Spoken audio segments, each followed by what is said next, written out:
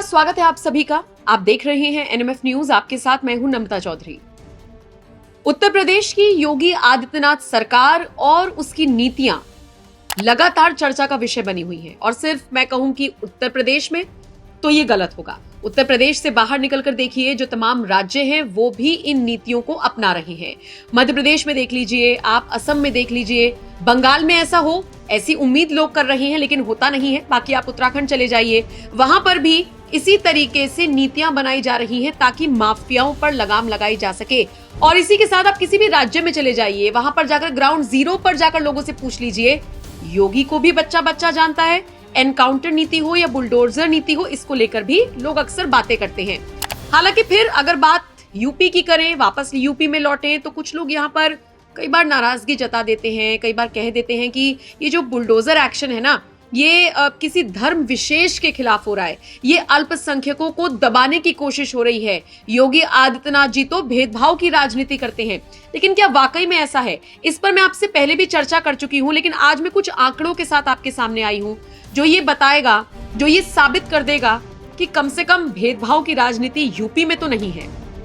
कम से कम योगी आदित्यनाथ तो bulldozer action लेकर नहीं निकल रहे हैं कि भाई मुस्लिम है उनको पकड़ो या कोई और अल्पसंख्यक है तो उसको पकड़ो। अपराधी की कोई जाति नहीं होती, कोई धर्म नहीं होता, और सच कहें तो उसका कोई ईमान भी नहीं होता। अपराधी अपराधी होता है और उसके खिलाफ सख्त से सख्त कार्रवाई होनी चाहिए। यूपी की जनता इस बात को बहुत अच्छे से समझती है, तभी तो योगी की फैन फॉलोइंग दिन पर दिन बढ़ती जा रही है।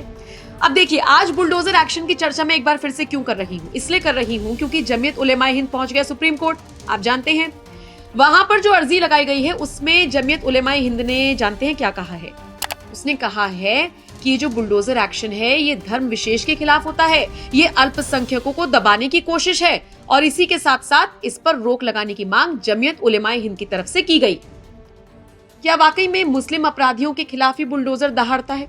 अगर आपके जहन में भी 1% भी इसको लेकर कोई द्वेष है, या फिर आपके सामने कोई ये बात कहता है और आप उसको काउंटर नहीं कर पाते हैं, ये सोचकर कि मेरे पास तो आंकड़े ही नहीं है, मैं क्या बताऊं कि हाँ किसी हिंदू के घर पर भी बुलडोजर दहाड़ा है, या फिर अपराधी अपराधी होता है, ये आप कह तो देते हैं लेकिन साबित नहीं कर पा रहे। आज मैं आपको कुछ आंकड़े दूंगी जो ये बताएंगे कि अपराधी हिंदू हो या किसी और जाति का, यहां तक कि अगर वो बीजेपी नेता भी है ना, तो उसके घर पर भी ये बुलडोजर एक्शन हुआ है।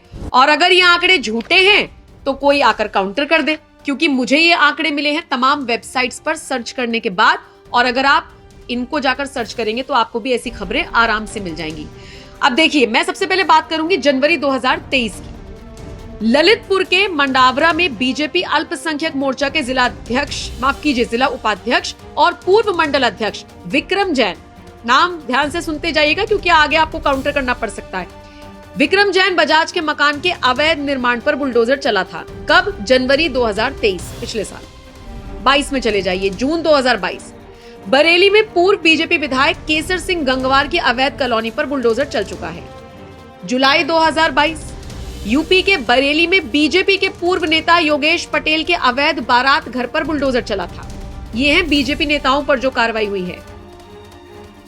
अगस्त 2022 में वाराणसी के सिकरौल वार्ड के वरुणा एनक्लेव सोसाइटी की जमीन पर बीजेपी जिला उपाध्यक्ष अखंड सिंह के अवैध निर्माण पर प्रशासन ने बुलडोजर चला दिया था। अगस्त 2022 में ही नोएडा की एक सोसाइटी में महिला से बदसलूकी करने वाले बीजेपी नेता श्रीकांत त्यागी के अतिक्रमण पर भी बुलडोजर चला था।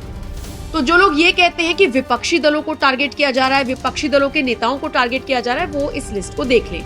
और ये तो मैं आपको 2023 तक की लिस्ट बता रही हूँ, जो आंकड़े मुझे मिले हैं। हो सकता है इसमें एक आधा नाम या एक आधा मामला छूट गया हो, गूगल की सहायता लेकर आप वहां पर सर्च कर सकते हैं। अब जो लोग कहते हैं कि मुसलमानों को टारगेट किया जाता है या फिर अल्पसंख्यकों को टारगेट किया जाता है, अब जरा देखिए यूपी में हिंदुओं पर कब कब कार्रवाई हुई है। बुलडोजर कार्रवाई से मेरा मतलब है, फरवरी 2023 में कानपुर देहात जिले में अतिक्रमण विरोधी अभियान चलाया गया था, और इसमें किसी को नहीं देखा गया था कि अच्छा ये मुस्लिम का घर है, ये हिंदू का घर है, ये ईसाई का घर है, ये पारसी का घर है। नहीं, अतिक्रमण विरोधी अभियान चला था। हालांकि थोड़ा सा बवाल हो गया था क्योंकि यहाँ पर एक महिला और उसकी बेटी की मौत हो गई थी, जिसको लेकर योगी सरकार का विरोध हुआ था। देखिए, जो चीजें हैं निष्पक्ष तरीके से आपके सामने पहुंचनी चाहिए। जहाँ विरोध हुआ वहाँ विरोध भी मैं आपको बताऊंगी, और जहाँ पर जिसके खिलाफ कार्रवाई हुई वो सारी चीजें आप तक पहुंचनी चाहिए। मार्च 2022 की बात कर लेते हैं। कानपुर में तालाब की जमीन पर अवैध कब्जा हटाने के लिए बुलडोजर चला था, जिसमें भूमाफिया विष्णु कुमार यादव उर्फ पंगू यादव ने जमीन पर अवैध अतिक्रमण कर रखा था। अप्रैल 2022 लखनऊ में मनीष गुप्ता हत्याकांड केस में तिहाड़ जेल में बंद आरोपी पुलिस इंस्पेक्टर, ध्यान से सुनिएगा, पुलिस इंस्पेक्टर जगत नारायण सिंह के मकान पर भी बुलडोजर चलाया गया था। जून 2022 बाराबंकी के असेनी में रॉयल पैराडाइज के अवैध निर्माण को गिरा दिया गया था। इसके साथ ही असेनी में दुर्गा प्रसाद छोटेलाल बाबूलाल की जमीन पर जो अनियमित रूप से की गई प्लॉटिंग थी, उसमें जो निर्माण हुआ था उसको भी ढा दिया गया था। किसकी मदद से? बुलडोजर की मदद से। आइए अगस्त 2022 में यहाँ पर क्या हुआ था? कानपुर में बर्रा बाईपास चौराहे पर विनोद प्रजापति के गेस्ट हाउस दिव्यांशी गार्डन को गिराया गया था और 20 साल से लगभग विनोद प्रजापति ने कब्जा कर रखा था हाईवे के किनारे 2000 वर्ग जमीन पर, जिसे भी अवैध कब्जा करार दिया गया था। फिर नवंबर 2022 की बात करूं तो सरकारी तालाब पर बने 1.5 दर्जन से ज्यादा मकानों पर बुलडोजर चलाकर अवैध निर्माणों को तोड़ा गया था। तालाब की जमीन पर बने राजनाथ राजभर, नरेंद्र राजभर, अशोक खरवार, सारंगधर दुबे, रमेश खरवार, हरवंश गौड़, मिठाई खरवार, लालता राजभर, राम जन्म राजभर और ऐसे ही बहुत सारे नाम हैं जो अच्छे से अगर आप सुन रहे हैं तो ये हिंदू ही नाम है सारे। इनके मकानों को भी ध्वस्त किया गया था। तो ये वो आंकड़े हैं जो कम से कम ये बताने के लिए काफी हैं कि जो लोग मुस्लिम मुस्लिम चिल्ला रहे हैं या फिर मुस्लिम मुस्लिम की राजनीति करते हुए कह रहे हैं कि देखिए हमारे ऊपर अत्याचार हो रहा है, या फिर जमीयत उलेमाए हिंद जिस तरीके से कह रहा है कि अल्पसंख्यकों को दबाने की कोशिश है, वो ये देख लें कि हिंदू हो, बीजेपी नेता हो, इंस्पेक्टर हो, यानी कि पुलिसकर्मी, जिस यूपी पुलिस की हम लोग मिसाल देते हैं, वहां पर भी अगर कोई गलती हुई है, अवैध निर्माण हुआ है, कानों कान खबर पहुंच जाए बस योगी आदित्यनाथ तक या प्रशासन तक, और उसके बाद देखिए कार्रवाई किस तरीके से होती है। 2 सितंबर को सुप्रीम कोर्ट में सुनवाई होनी है, कुछ घंटे का वक्त बाकी बचा है, लेकिन उससे पहले अयोध्या के लोगों से भी हम लोगों ने बात की है। एनएमएफ न्यूज की ग्राउंड रिपोर्ट अगर आप देखेंगे आपको पेज पर तो मिल ही जाएगी, लेकिन मोटे मोटे तौर पर मैं आपको बता देती हूँ। वहां पर भी मिली जुली प्रतिक्रियाएं आई। कुछ लोगों ने कहा कि हाँ बिल्कुल चलना चाहिए, बुलडोजर खौफ का पर्याय बन गया है और होना चाहिए, जबकि कुछ लोग विरोध करते हुए नजर आए। उन्होंने कहा कि ये तो तानाशाही वाला रवैया है। कुछ लोगों ने फिर वही कहा कि धर्म विशेष के खिलाफ ये एक्शन लिया जाता है। लेकिन सच बात यह है कि जब योगी आदित्यनाथ कहते हैं कि भाई अपराधी अपराधी होता है, तो ये बात कम से कम अब तो समझ आ जानी चाहिए, क्योंकि 6-7 साल का कार्यकाल हम लोगों ने देख लिया है। कौन सी ऐसी जगह है जहां पर मुस्लिम को अलग रखा गया है, हिंदू को अलग रखा गया है, जैन को अलग रखा गया है? कोई योजना चलती है, रोजगार के लिए भर्तियां निकलती हैं, या कोई स्कीम आती है सरकार की, तो ऐसे थोड़ा ना कहा जाता है कि आप हिंदू अलग हो जाइए, आपके लिए स्पेशल स्कीम। ऐसा नहीं होता ना। सबके लिए, प्रदेश की जनता के लिए, सबके लिए एक बराबर योजनाएं आ रही हैं, एक बराबर भर्तियां निकल रही हैं। हाँ, माफियाओं पर जरूर लगाम लग रही है। माफिया फिर चाहे वो किसी भी कम्युनिटी का हो, उस पर लगाम लग रही है, उस पर बुलडोजर एक्शन हो रहा है, एनकाउंटर हो रहा है। अगले डिस्कशन में मैं आपको एनकाउंटर से संबंधित कुछ जानकारियां दूंगी। जो लोग कहते हैं कि एनकाउंटर भी चुन चुन के हो रहा है, नाम देख देख कर एनकाउंटर हो रहा है, उन लोगों को भी जवाब देना जरूरी है। क्योंकि एक जो प्रोपेगेंडा चलाया जा रहा है, जो एक माइंडसेट कर लिया गया है या कुछ लोगों का माइंडसेट करने की कोशिश की जा रही है, उस पर से पर्दाफाश होना बहुत जरूरी है। योगी आदित्यनाथ एक बार फिर से फ्रंट फुट पर खेलने के लिए तैयार हैं। 4 जून के बाद थोड़े से वो पीछे हट गए थे, शायद इसलिए क्योंकि उनकी अपनी पार्टी में उनके लिए कुछ उथल पुथल की स्थिति बनती हुई दिख रही थी।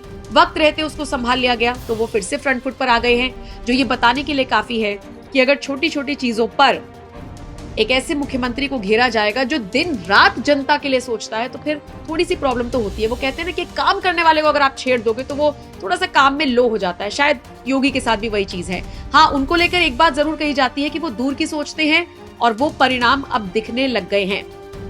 बड़े बड़े नेता हुआ करते थे, आज भी वो जिंदा हैं। आज हालांकि वो बयान नहीं देते, लेकिन एक दौर था जब उत्तर प्रदेश के लिए बीमारू राज्य जैसे शब्दों का इस्तेमाल होता था। एक दौर था जब कहा जाता था कि उत्तर प्रदेश में फैक्ट्री लगानी है, बड़ा ही तो रिस्क का काम है, क्योंकि माफियाओं ने बड़े बड़े साम्राज्य बसा रखे थे। अब कमर टूट रही है तो दुख हो रहा है। सबसे बड़ी बात, कुछ राजनीतिक दलों को दुख हो रहा है, क्योंकि उन्होंने ही इनके साम्राज्य बसाए थे ताकि चुनावों के दौरान फंडिंग हो सके। लेकिन वो सारी चीजें अब गर्त में जाती हुई दिख रही हैं। और जिस फिलॉसफी पर मोदी काम करते हैं, ना खाऊंगा ना खाने दूंगा, कम से कम योगी तो वाकई में पटरी पर और उसी ट्रैक पर चलते हुए नजर आ रहे हैं। और सीधी सी बात है भाई साहब, कोई अच्छा काम करेगा तो कुछ लोगों को चुभेगा। योगी के साथ बस यही चीज काम कर रही है। हालांकि ऐसा नहीं है कि उनको लोग सपोर्ट नहीं करते हैं, सपोर्ट भी उनको बहुत मिलता है। ये जो बुलडोजर को लेकर लगातार सवाल उठ रहे हैं, सबसे इस वक्त हॉट टॉपिक बना हुआ है, तो मुझे लगा इस पर चर्चा करनी चाहिए और आपको बताना चाहिए कि एक पर्टिकुलर जाति को कोई टारगेट नहीं कर रहा भाई, सब इक्वली आगे बढ़ रहे हैं।